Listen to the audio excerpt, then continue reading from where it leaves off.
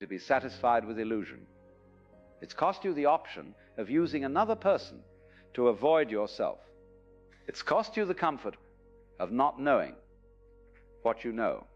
These are real costs, and sometimes they feel like too much to pay. But here's what you must understand. You can't go back, even if you wanted to. Even if you tried to play the old game, to pretend you don't see what you see, it wouldn't work. The awakening has happened. You've tasted something real. And once you've tasted the real thing, the counterfeit loses all its flavor. So what do? You wait. You live. You continue to grow and learn and experience the richness of existence. You don't close your heart. You don't become bitter or cynical. You simply recognize that love, real love, must come from a different place now. Not from need, but from fullness. Not from fear, but from freedom. Not from the desperate grasping of two incomplete people, but from the joyful meeting of two whole beings. And maybe it comes.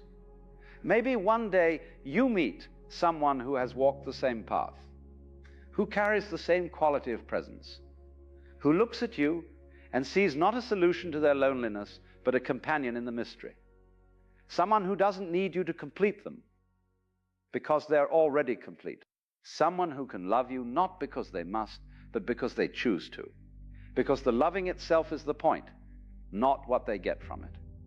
When that happens, if it happens, it's nothing like the old falling in love. There's no fever, no obsession, no desperate clinging. Instead, there's a recognition, a meeting of equals. Two people who are already at peace with themselves, choosing to share that peace with each other. Not because they need to, but because they want to, because it's delightful, because it's an expression of the freedom they've each discovered within themselves. This kind of love doesn't bind, it doesn't possess, it doesn't make demands, it simply is. Like water flowing, like birds flying, like the sun shining. It's love without agenda, without negotiation, without the subtle bargaining that underlies so much of what passes for love in this world. But again, such love is rare, and there's no guarantee you'll find it. You might spend your whole life waiting. You might die having never met another awake being in the intimate way you long for. And you must make peace with that possibility. You must be willing to walk alone, if that's what clarity requires. Because the alternative is worse. The alternative is to go back to sleep, to stuff yourself back into the old costume and play the old part, to use someone or let someone use you in the mutual pretense that this will solve the problem of existence. And you can't do that anymore. The costume doesn't fit. The role doesn't convince. You've seen behind the curtain, and there's no putting the veil back up. So you carry this strange gift, this burden of clarity. You're awake in a world that's mostly sleeping. You see through games that everyone else takes seriously. And yes, it's lonely sometimes. Yes, it's difficult. Yes, you wish it were easier to find someone who understands. But you wouldn't trade it, because you've tasted freedom. And freedom, real freedom, is worth any price. The spiritually awake can't find love, not because love has abandoned them, but because they refuse to call anything less than truth by that name. They've stopped confusing need with love, hunger with passion, attraction with devotion. They've stopped playing the game where two people use each other as escapes from themselves.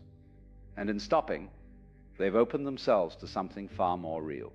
Something that may never come, or that may come tomorrow, or that may already be here, in forms they haven't learned to recognize yet. But whatever happens, they know this: they are already whole, already complete, already free. And that knowledge, that certainty, is more valuable than all the counterfeit romances in the world. They would rather be alone in truth than coupled in illusion. They would rather wait a lifetime for something real than settle for something that merely fills the time. This is the price of awakening, and it is also its gift. You lose the ability to lose yourself in others, but you gain the ability to find yourself in everything. You lose the comfort of mutual neediness, but you gain the freedom of not needing at all. You lose the old story of romance, but you open yourself to the possibility of something so much greater. Love without conditions, love without demands, love that asks nothing and gives everything. Love that is not a feeling or an emotion, but a way of being in the world. And if you never find another person to share that with, well, you still have the love itself. Because it was never in the other person anyway. It was always in you, waiting to be discovered, waiting to be lived, not as a transaction between two people, but as the ground of your very being, as what you are, not what you do, as the ocean, not the wave. This is why the spiritually awake can't find love in the usual way, because they've already found it in the most important way.